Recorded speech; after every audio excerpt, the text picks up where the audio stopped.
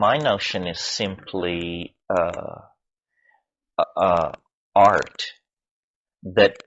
As I think I told you at some point, the idea is not to confront bad ideas, but to come up with good ideas. Otherwise, your enemies define the game, and you are the loyal opposition. And, how many years have we been the loyal opposition? And hasn't it been an unsatisfying experience? So I think every single one of us has immense inner resources, and the psychedelics confirm that.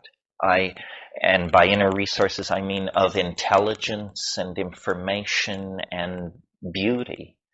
And I think we would be happier people, and this would be a better world if we spent more time bringing that out rather than opposing somebody else's vision of what is happening. The I Ching says at one point, if evil is directly confronted and named, it perfects weapons to defend itself. It says in any direct confrontation with evil, you show it, you reflect too much of it back upon itself, and it learns to defend itself. And the strategy then is one of stealth, I think.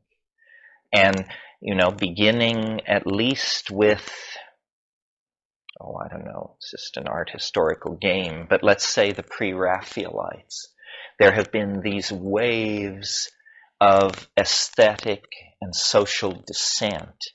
I mentioned the pataphysics movement in France in the 1890s, Dada and Surrealism, and the abstract expressionists, and the Beats, and the hippies, and the punks. I mean, these different tones, different adumbrations, but always the same message, which is that satisfaction and completion can't be found within the official culture.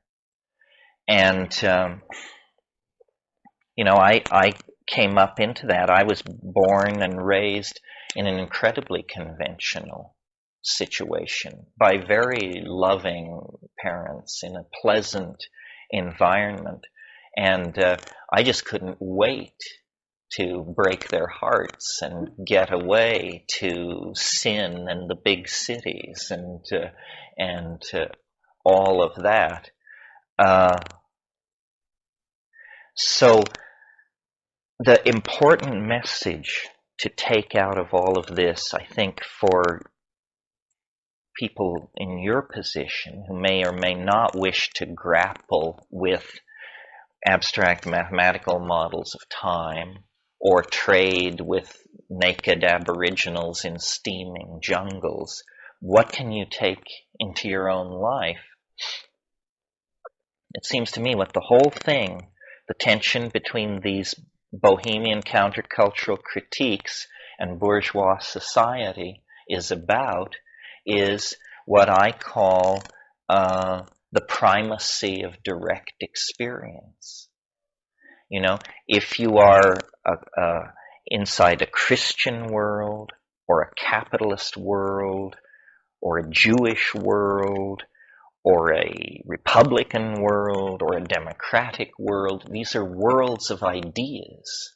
These are ideas. And we can live by ideas, but we can't live by ideas alone. It creates megalomania. It creates unbalance. It creates a grotesque parody of what life is supposed to be about. And what life, I think, is supposed to be about is the reclamation of the primacy of direct experience. And that means sex and psychedelics and dancing and conversation and good eating and lots of exercise and travel and attention to what Wittgenstein called the present at hand. The present at hand, meaning what you can reach is what's real. And everything else, becomes progressively more hypothetical, more abstract. Anticipating Wittgenstein talking about our reach, William Blake said, "Attend the minute particulars." This was his advice for life.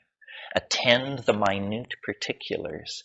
Well, that's good 18th century prose for pay attention to the details. Keep your eye on the ball. The nexus of mystery and of being and the theater of our drama of redemption is the body. The body. And we have been thoroughly weirded out on the subject of the body because we have been the inheritors of a very complex, head-oriented, abstraction-devoted social system, cultural theory. But we see the consequences of not feeling all around us. I mean, the toxification of the earth, the toleration of overpopulation, and the institutions that promote it is all achieved through a deadening of feeling. If we could feel what we are doing to the earth, to the elderly, to the young, to racial and social minorities, if we could feel the agony of what we do, we would stop doing it. But we have what we call reasons for why it is the way it is. Arguments, theories, blame, it's somebody else's fault, or the poor are always with us, or something else. But these are all evasions of the obligation to create a community based on love and tolerance. Hardly a radical notion, and yet incredibly difficult to bring into existence. We need to live our lives in the light of the assumption of an open future, not an absolutely free future, but not a determined future, an open future in which acts of human authentication, acts of human authenticity push forward the universal project of the conservation of novelty. Martin Heidegger, the German metaphysician, the way he got it together was he said what life is for is what he called care for the project of being. Care for the project of being. This is what we are called to. Again, Heidegger's phrase. We are called to care for the project of being. And that means an appreciation of the minute particulars, an appreciation and a recognition of difference, an appreciation and a recognition of our position in the cosmos, which is both insignificant and paradoxically grandiose at the same time. Pascal said, man is a reed bent by the wind, but he is a thinking reed. And that's the paradox of our being, our fragileness in nature, and yet the supernatural grandiosity that we sense in the hallways of our souls. And shamanism is not religion, really. At its fundamental level, it's the science of direct experience. Other forms of science may deal with the states of the quanta or the orbits of the Pleiades, but Shamanism is the science of direct experience, and its laboratory is the human body and the human nexus in space and time. You know, you're given, on average, 60, 70 years, and on average, 145 pounds of meat. This is what you're dealt, the meat and the time. And then it's up to you, to sort this out and make of it what you will. And the entropic path, the downward path into blame, unhappiness, self-blocking, so forth and so on, that's always there. You know, you can release yourself into the river of consequences and take no responsibility for who you are. But the higher stakes game, the more interesting game, is to see the whole thing as an opportunity. Heidegger, I'm amazed I'm quoting Heidegger so much this morning. Heidegger again, he said, the body is not a thing, nor is it a process, which is surprising because that's considered an advanced view, that it is a process. He said, it is not a thing, nor is it a process. It is a window of opportunity which opens into eternity. It's a window of opportunity. But opportunity implies the non-exercise of itself. An opportunity is something which you must seize. It doesn't press itself upon you. It doesn't force itself upon you. It merely is there if you want to use it. And my approach to life and the whole Megillah is that it's like a puzzle. It's a mystery. It is a koan.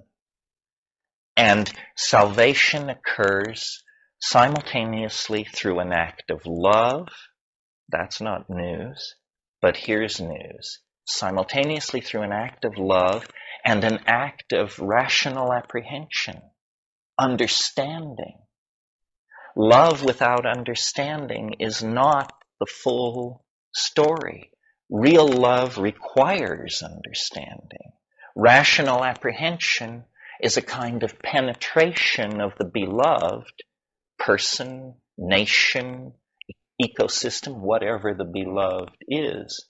Understanding is the higher dispensation.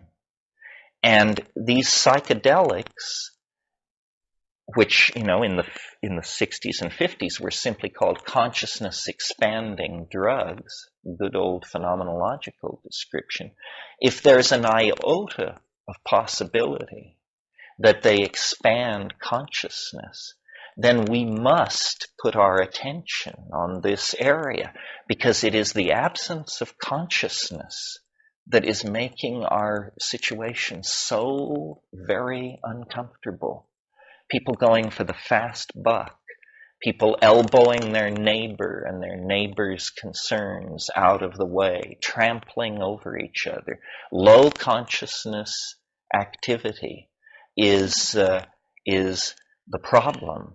And as concerned people, as intelligent people, as people of wealth and leisure, and, you know, you may think you're scraping bottom, but the lowest among us here is still in the upper 5% of the elites of this planet, because you just don't get here any other way. So upon us devolves a certain responsibility, not only for ourselves, but, you know, the average human being on this planet is a 23-year-old black woman with 2 children. A certain responsibility toward that concrescence of the human experience. So the thing I just want to leave you with is that though this has been very heady and egg-heady, which is how I am, we have talked ideas, but we have not laid out a method or a dogma or a program. There's nothing to sign up for. There's no higher level of initiation if you give me $1,500 or anything like that. What we have been celebrating here is an experience. And we haven't had the experience. We've just talked about it and analyzed it and anticipated it. But it is there to be had, out there in nature, with nothing between you and it. To steal from Van Morrison, no guru, no method, no teacher, just you and me and Mother Nature in the garden, wet with rain. And you may choose to hear this message, and then life will continue for you as it has with the tools you have in your toolkit. Or you can choose to go out there and meet it. But it's not an easy path because it's the real path. And the fear is real, and the risk is real, and the reward is real. It's beyond hype, which is for us almost unimaginable, because everything comes clothed in flamboyant self-anticipation. And it's, in a sense, a secret, and yet, paradoxically, a secret which can be freely told of, as we've told of it here. But the human mind has an incredible capacity to turn away from challenge, opportunity, risk. So what I want to remind you is that we only circled around the mystery. We used our intellectual flashlights. We saw glimpses of it. But the real meat of this path is, alone in silent darkness on 5 grams or something. Plotinus, the great Neoplatonist philosopher of the Byzantine Empire and a great mystic, spoke of the mystical apotheosis as the flight of the alone to the alone. And I've always thought that was an excellent program for how to meet the psychedelic experience. It is a mystery. It is not an unsolved problem. It's a true mystery. And we are not accustomed to this. I've searched the world for mysteries, and I've found illusions, fraud, misunderstanding, obfuscation, impenetrable complexity, but never true mystery, except in this one tiny, tiny area of the chemical and biological world. And there, because, in the greater plan, everything must exist, and so therefore must magic. But the doorway to it, the doorway into that world, is a very confined spot in the vast data field of this world. And you could miss it. Although I'm doing my best to make sure that doesn't happen. Where spiritual advancement is discussed, I want psychedelics to be discussed. Where transformative social visions are put forth, I want psychedelics to be part of the agenda.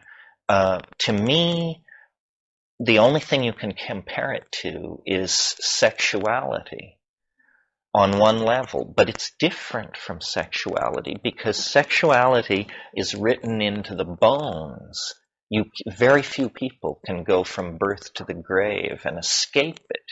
in some form, some confrontation. I mean, even the celibate monk, basically his life is a confrontation with sexuality in that form. The psychedelic experience is very different. You can go from birth to the grave and never even hear of it. And millions of people have. But they were, and I don't say this in a blaming sense, it's a tragedy. They were infantilized by their circumstances in time and space. They never experienced that dimension of freedom. It's like having an automobile and you drive it around and it seems to work fine, but there's this button on the dashboard and you never investigate to find out, what it does, what it is. And there is in us this switch which can only be thrown by forming, until the era of modern science very recently, could only be thrown by forming a relationship with a plant, with an entirely different order of being. And when that switch is thrown, this entire other dimension of humanness is revealed. And it is you can tell, even if you've never been there, from the excited testimony, hysterical denunciations, and passionate defenses, that it is an area charged with meaning for the human experience. So I hope that this get-together inspires you to go further and go deeper. I think that there's no other game in town. Doing art without this in your experience is essentially like trying to do art without good light. Trying to live a life without the illumination of this experience is a far more difficult thing, because what do you have to guide you? The secular faiths, the religious faiths, and the obvious confusion that both have spread in their wake. Sexuality is a path to a kind of authenticity, but it has to be negotiated with another human being in a very careful and subtle dance of energy. This is not like that.